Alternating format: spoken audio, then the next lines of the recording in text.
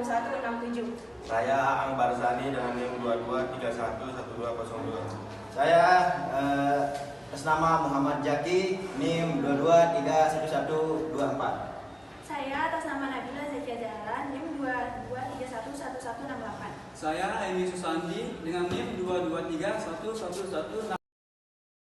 Halo, di sini saya akan membahas pengertian sistem kardiovaskuler dua ruang jantung atau COR. Sebelumnya, kita harus ketahui apa sih sistem kardiovaskuler itu? Sistem kardiovaskuler merupakan organ sirkulasi darah yang terdiri dari jantung, komponen darah, dan pembuluh darah. Sistem kardiovaskuler dua ruang COR merupakan sistem peredaran darah yang memiliki ruang COR atau jantung terdiri dari dua ruang, yaitu satu atrium dan satu ventrikel. Organ peredaran darah dua ruang COR kami mengambil contoh dari ikan. Peredaran darah pada ikan adalah makhluk hidup yang hidup di dalam air dan bernapas dengan insang. Atau ikan merupakan hewan vertebrata yang memiliki sistem peredaran darah tertutup dan darah tunggal.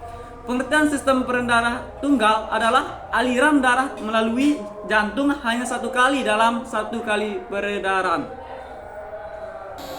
Saya akan menjelaskan organ peredaran darah dua ruang COR. Di sini saya akan menggunakan contoh pada hewan ikan. Organ peredaran darah pada ikan itu terdapat jantung, arteri, vena, dan kapiler. Jantung ikan terletak pada bagian posterior lengkung insang di bagian depan rongga dada. Organ ini memiliki peranan memompa darah dengan bantuan otot licin yang akan berkontraksi secara ritmis. Bagian-bagian jantung ikan itu terdiri dari sinus venosus, atrium, ventricle, dan konus arteriosus atau bulbus arteriosus. Saya akan menjelaskan bagian-bagian pada jantung. Yang pertama ada atrium. Atrium istilah biologinya untuk serambi jantung yang berfungsi menerima darah dari seluruh tubuh. Nah, yang kedua itu ada ventricle. Ventricle adalah dua ruang yang lebih besar terletak di bagian bawah jantung, tepat di bawah serambi. Nah, yang ketiga itu ada konus arteriosus. Istilah konus arteriosus digunakan untuk mendefinisikan seluruh bagian jantung yang mengarah ke kepala pada ikan yang mengintervensi antara vertikal dan batas anterior ruang perikardia. Nah, yang keempat itu ada sinus venosus. Sinus venosus adalah ruangan atau rongga pada jantung ikan yang terletak di antara ventrikel dan atrium. Selanjutnya, organ peredaran darah pada ikan. Antara lain yang pertama arteri. Arteri adalah suatu pembuluh darah yang ada dalam tubuh ikan. Arteri di dalam tubuh ikan berfungsi untuk menyalurkan darah yang keluar dari insang menuju ke seluruh tubuh. Pembuluh darah arteri mengandung banyak oksigen untuk diedarkan ke seluruh tubuh ikan. Arteri dalam tubuh ikan terdiri dari tiga buah lapisan, yaitu intima, endothelium, dan subendothelium. Di sini yang kedua ada vena. Vena adalah suatu pembuluh darah yang ada dalam tubuh ikan, dan fungsi vena yaitu sebagai pembuluh darah balik yang alirannya bertujuan ke jantung atau menuju jantung. Vena memiliki dinding yang lebih tipis dari arteri, namun ukuran rongganya jauh lebih besar dari arteri. Dinding vena sangat elastis dan aktif, berkontraksi sehingga mampu memompa darah sampai ke jantung. Yang ketiga ada kapiler.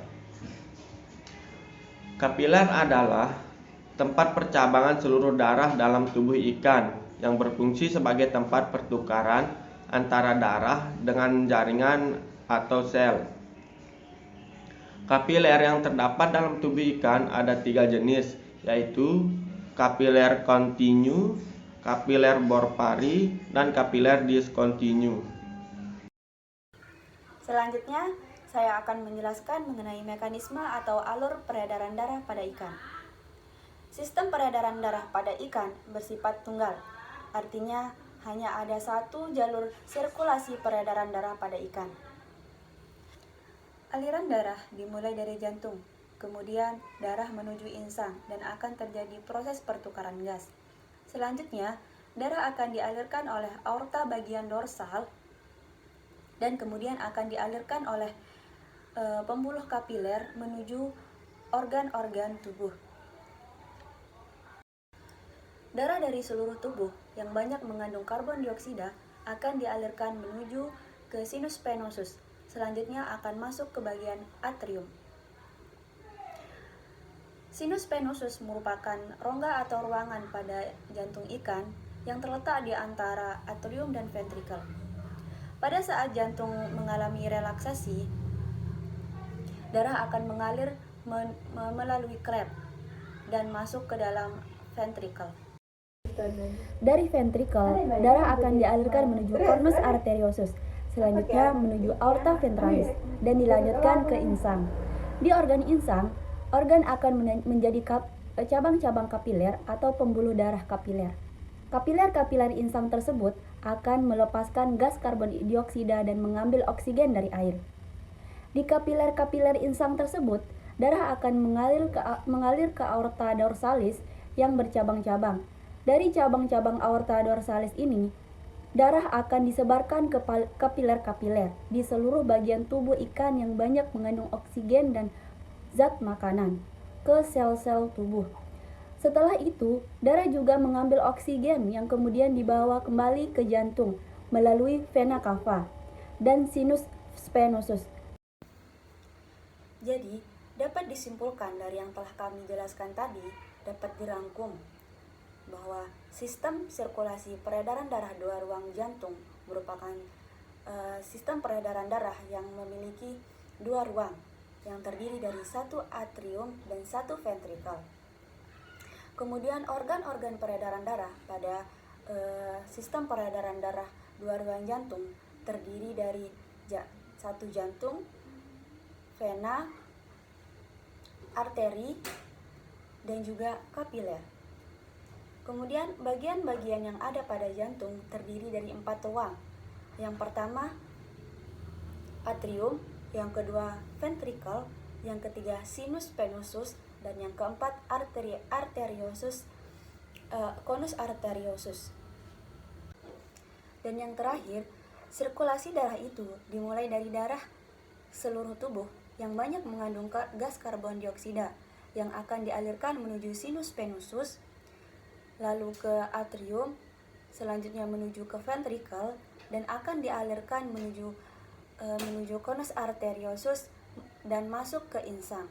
Di dalam insang akan terjadi proses pertukaran antara gas karbon dioksida dengan gas oksigen, kemudian akan menghasilkan darah yang mengandung kaya akan oksigen dan akan dialirkan menuju ke seluruh tubuh. Dari kelompok kami, wassalamualaikum warahmatullahi